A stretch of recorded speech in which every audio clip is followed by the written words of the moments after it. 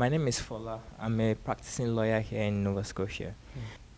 I recently read an article on BBC which spoke about how fake news is now leading to a lot of deaths in several countries, including Nigeria. And there was a specific reference to the recent crisis in Plateau State, where there were deliberate attempts to create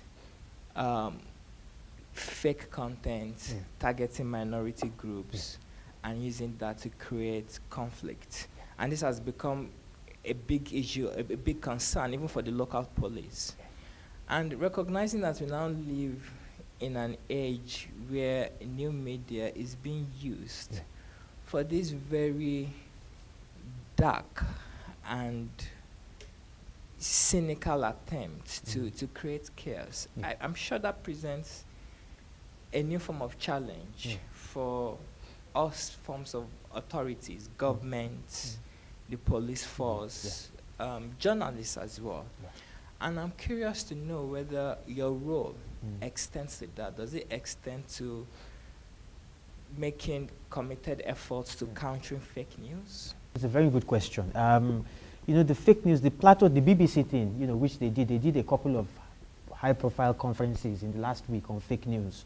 It's not just a Nigerian thing. In India, people have been lynched on WhatsApp. I mean, in fact, in Nigeria now at the moment, what's circulating on WhatsApp, there are these people who keep insisting that the president actually died last year in the UK, and that it's a fake.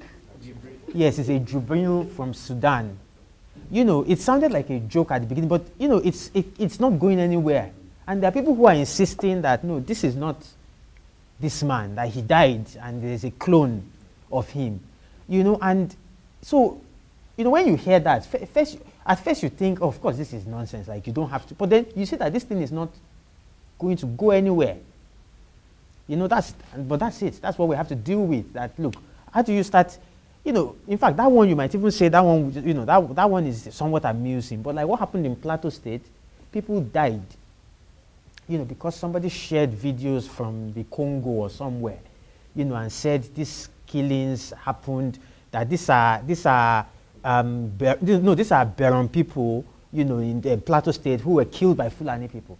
And the Beron people then did reprisal attacks, and they killed people. I saw some of those photos at the time it came out. One of them was somebody who worked in CBN. They were basically they did checkpoints. Anybody that sounded Hausa Fulani, pull them out and kill them. So it's quite disturbing.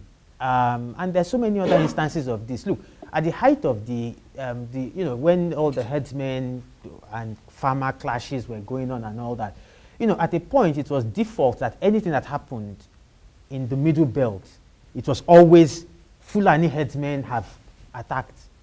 It's now that we are looking back, and the police, of course, have made, they've arrested, some people have been charged to court and all that. When earlier, I think, was it this year, when the 2 Catholic priests were killed in Benue, where it was supposed to be Fulani headsmen. Many of these things were not by Fulani or by headsmen. They were by Benue militia. If you see the names, they are Benue people. But, how does that also fit into the whole question of ethics in journalism in Nigeria as well? Because even the idea of fake news does not necessarily extend to regular users using their WhatsApp or Facebook to create content that is not true, but even so-called credible media agencies like Sahara Reporters, for instance, would deliberately create content that is untrue to, move forward an agenda. And because the Nigerian community is probably still growing in terms of recognizing what is true or untrue, you also find that even journalists are using this opportunity to advance an agenda that they believe should counter, that conforms to whatever they believe in. Because of politics and all that, it just becomes all muddled up. And that's where what you talk about comes in, where you have a media that that doesn't even want to find out exactly what the actual situation is. Once it happens, just go out to town with with the headline, "Headsmen attack." And because because of those fault lines, anything that can pit Muslim against Christian, anything that can pit Fulani against Tiv becomes what sells. And I'm just curious about how, within your role, you are able to deal with that. How do you confront that kind of situation where you're battling demons from the Nigerian public as well as established so-called reputable Media. institutions? Yeah. It is a challenge that we've had to deal with. But again, as I said, it's not just in Nigeria. It's in any society where there's a fault line, fake news will attempt to exploit it. So in the US, it is guns, it is abortion, it's guns, it's the divide between Republicans and Democrats. In the UK, Brexit is the big fault line. So any society, there will be, so I say this because it's also important to situate it that is not just peculiar to us. Anywhere where there's a fault line, in Nigeria, our fault lines are religious and ethnic. So anything that can divide us along those lines, that's where you will see the fake news happening. So for political purposes sometimes, also for financial purposes, because in the age of the internet, the more the clicks you get, the more advertising revenue you make. So I know that a few months ago, Premium Times had to do an apology about, there was a quote that was attributed to somebody, the Fulani Association, where the guy was supposed to have said that, some inflammatory statement. But it turned out that this guy, the journalist that originated it, said he got the story on WhatsApp, and shared it. And, and it caused a lot of confusion. Papers published it.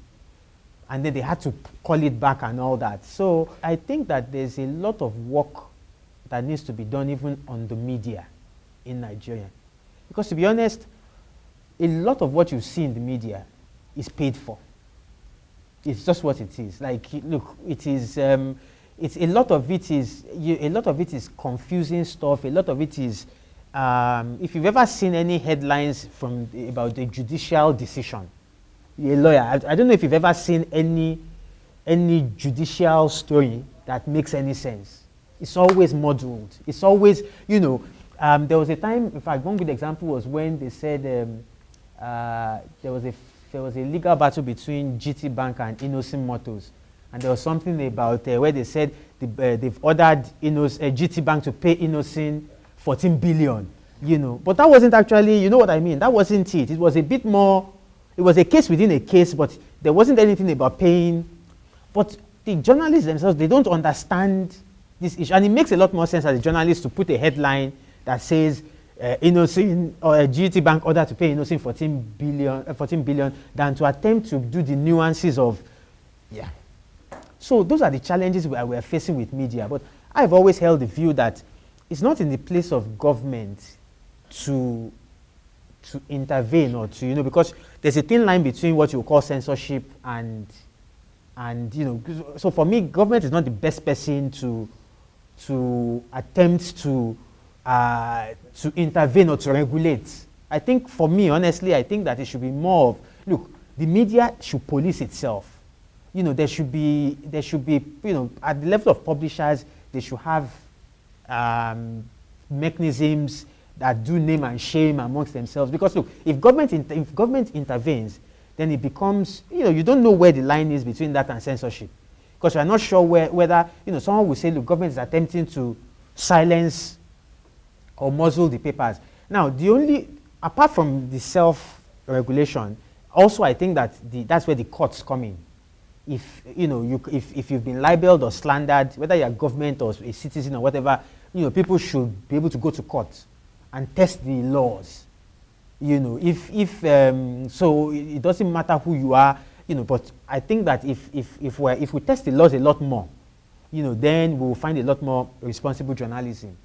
But short of that, I'm just not sure what you know, how do you deal with, even in advanced countries, they're still struggling. How do you deal with fake news?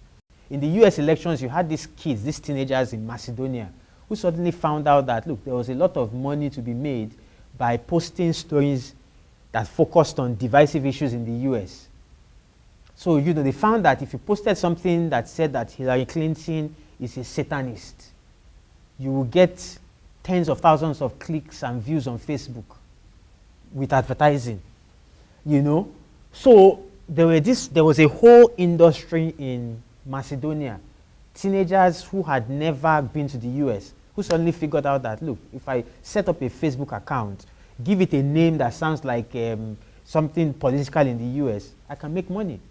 And these guys were making, you know, they were making multiples of what they were making. What jobs were they doing as teenagers? You know, it was all sort of like, you know, basic manual jobs and all that. But all of a sudden, they were making thousands of dollars from the US elections in 2016. You know, in fact, I saw one story that said that, you know, each time Google, because it was Google, you know, it was Google that would pay, because these sites, it was Google advertising. So, and Google paid, I think, once or twice a month. That each time Google paid, you know, in these small towns in Macedonia, you would know that money has been paid, because, you know, the clubs will suddenly come alive and all that, you know. So it's a big challenge that nobody knows exactly how you're going to deal with it.